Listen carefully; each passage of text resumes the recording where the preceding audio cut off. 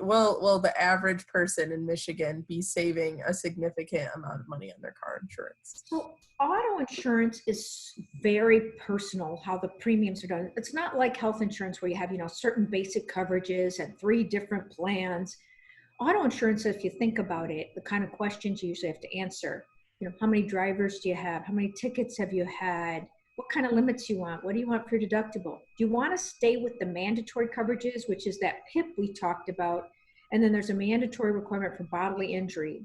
That's the part of your policy that covers you if you cause injury to someone else and they sue you or make a claim against you for their like pain and suffering and other things. And we've always had that as a possibility. Now you have a little bit more of a chance or a greater chance of having some liability, because if everybody doesn't have unlimited lifetime medical benefits, they may have excess medical costs on top of the pain and suffering. So how much you choose in that arena, and then do you choose any of the voluntary coverages? Like one that people probably understand is collision. If I get in an accident and my car is wrecked, if I pay for an extra premium to the auto insurance company for collision, they'll get an estimate, you turn it in and they'll cover it.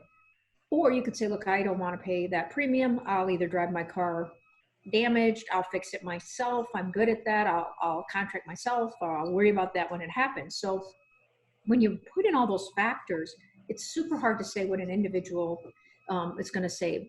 Is there any specific advice that you give to either people trying to field questions or people trying to seek answers about, what they should consider when they are personally looking at their auto insurance? So the first thing I'd say is understand what's out there and what the choices are. So we talked about this personal injury protection and the bodily injury, and those are the 2 areas in which you're going to have to make your choices. So how do you go about making those choices? The idea of it is to think about the cost, so your budget. What can I afford? We all make choices about how we spend our money. And what are my insurance needs? Am I someone who just doesn't like risk? Is it a balance? Do I have a lot of assets to protect, or do I not? Do I have other ways that I have my, is my home owned with my spouse, and so it's not subject to being, to any kind of attachment if there were an accident? So those are all really personal factors. So how would you figure that out? So the first thing I would do is DIFS has a ton of information ready for you. On our website, we have the actual forms you'll fill out when you go to make your choices. And the way those forms are set up, there's a really small part at the end where you have to make your choices. And the rest of it is, what are the words I need to understand to make that choice? What is PIP?